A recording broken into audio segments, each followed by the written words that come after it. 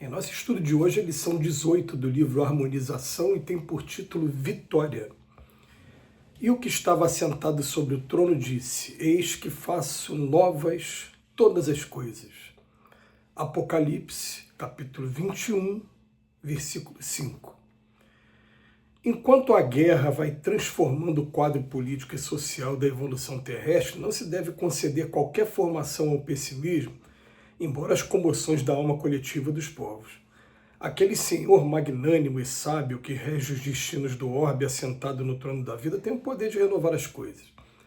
De campos sangrentos faz semeaduras proveitosas, convertendo a tirania, a ruína, a miséria em experiências, lições e roteiros novos. Ante a paisagem movimentada a canhões e metralhadoras, o direito e a ordem falam de vitória. É justo comentar alegrias do triunfo, entretanto, como quem sabe que Jesus permanece ao lado de todas as causas retas, é indispensável saber prepará-lo. Instituiu-se simbologia popular nesse sentido. A campanha da vitória do bem empolga os corações.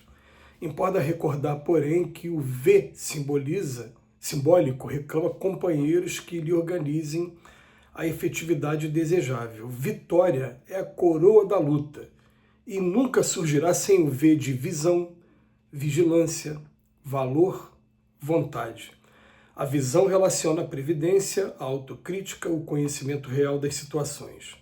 A vigilância enfeixa a reflexão, a resistência e a preparação. O valor constitui a coragem, a renúncia e o caráter. A vontade representa a determinação, a disciplina, o poder mental.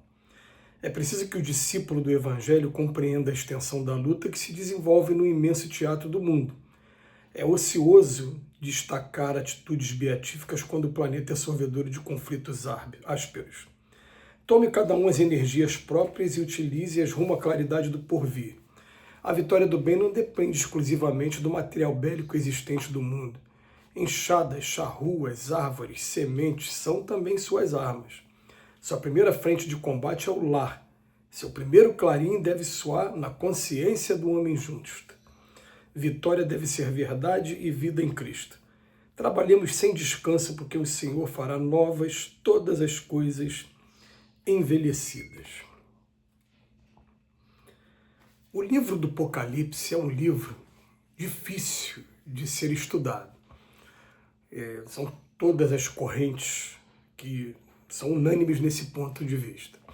Mas ele é um livro curioso, que, segundo consta, ele foi escrito pelo apóstolo João na sua velhice, enquanto ele estava exilado na ilha de Patmos. E ele, com visões proféticas, ele falava de trombetas, e a cada trombeta que soava acontecia ou um flagelo destruidor ou um conflito bélico de grandes proporções. E então é um livro que fala muito de terror numa linguagem figurada o tempo todo. Ao invés de falar de avião, ele vai falar de abutres cuspindo fogo. Era o que ele, na época, conseguia interpretar do que ele estava vendo de futuro, de visão futurista. Mas o curioso é que quando chega no capítulo 21 e no capítulo 22, que são os últimos capítulos do Apocalipse, o mundo está regenerado. Então eu até convido a todos que estão me ouvindo a depois pegar o livro do Apocalipse. Não começa pelo capítulo 1, não. Vai direto para o último capítulo, por exemplo, e lê. Você vai se assustar, porque cadê aquele terror todo? Ele vai falar, agora sim, ó, não vai ter mais nação contra nação, os homens viverão em paz, a justiça será... Não tem lá... Aí tu, é um livro que é complicado, mas no final ele tem um final feliz. E aí, a gente, numa dessas conversas com os espíritos passaram para a gente o seguinte: gente, todas as moradas da casa do Pai, dentro daquela classificação que tem no capítulo 3 do Evangelho segundo o Espiritismo, que em todo lugar tem vida e que tem mundos que são primitivos, tem mundos que são de expiações e provas, e aquelas 5 categorias de mundo que são colocadas lá para a gente no livro, no capítulo 3 do Evangelho. O Espírito quis dizer para a gente, para mim, o seguinte: fala, todos os planetas, os lugares que têm vida, um dia foram primitivos, depois evoluíram, se transformaram em expiações e provas, e no momento que vai se transformar de regeneração, de expiações e provas para regeneração, eles têm o apocalipse dele. Porque o que significa o apocalipse? mudanças regionais de clima para poder transformar as ideias dos homens.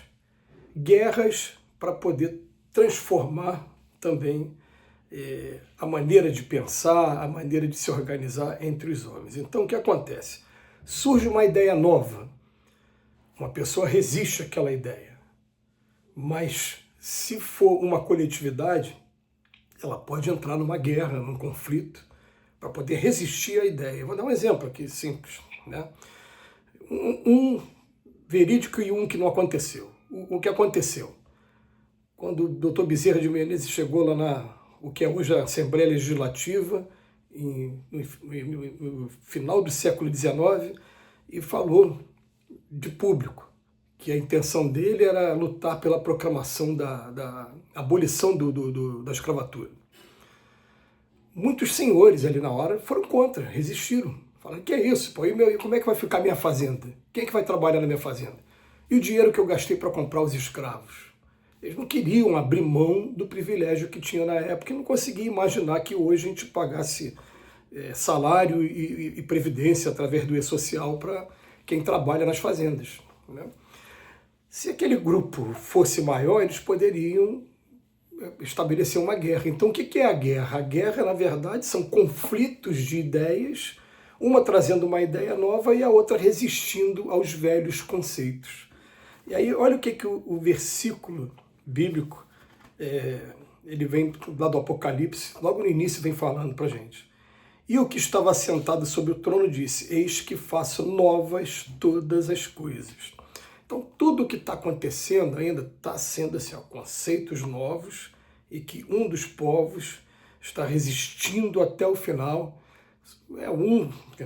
As guerras que estão acontecendo hoje.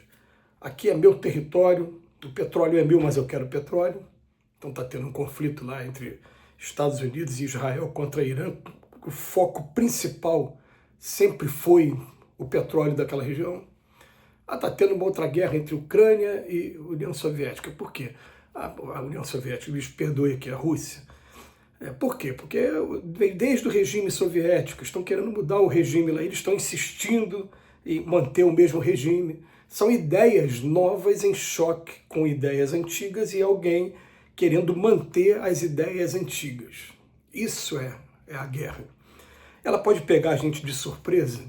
Pode pegar a gente, principalmente se você for homem, porque na maioria dos países do mundo, quem é homem quando chega a 18 anos de idade é obrigado, não tem opção, ele é obrigado a se alistar. E depois que se alista, se for convocado para um conflito, ele é obrigado a ir, porque se ele não for, ele responde como desertor e pode até ter, na grande maioria dos países, pena de morte por isso. Ou então vai se tornar um fugitivo mesmo, né, por não ter participado daquilo ali. Então, nesses ciclos reencarnatórios, pode ser que fatalmente a gente venha a experimentar uma situação como essa. E aí tem um capítulo no Livro dos Espíritos que fala sobre a guerra. É possível a gente fazer a guerra com humanidade. Meu Deus, como fazer? É nunca utilizar de crueldade, é tentar fazer o máximo para algo. Só quero que você entenda que eu quero fazer desse jeito, eu vou fazer desse jeito. É meu ponto de vista aqui. E ele vai lutar. Aí eu falei que ia dar um exemplo verdadeiro e outro fictício. Vou dar um fictício agora. Vamos imaginar que um dos países vizinhos aqui da América Latina se revoltasse contra o Brasil porque a gente dá muito direito para as mulheres. Eles acham que as mulheres não deveriam ter o mesmo direito dos homens. O que ia acontecer, gente? A gente poderia entrar em conflito para mostrar para eles, organiza o país de vocês como vocês quiserem. Aqui eu organizo o meu. E eu vou proteger as nossas mulheres aqui também. Ainda mais eu como espírita, sabendo que espírito não tem sexo, daqui a pouco eu posso ser mulher também, e o que eu quero que respeitem na mulher, eu vou começar a lutar a partir de agora, né? Pode ser que tenha que entrar em um conflito com um país desse, que se isso viesse a acontecer aqui na América Latina. Então, a guerra, na verdade, elas são conflitos de ideias, mas o Apocalipse vem dizendo que eis que faço novas todas as coisas.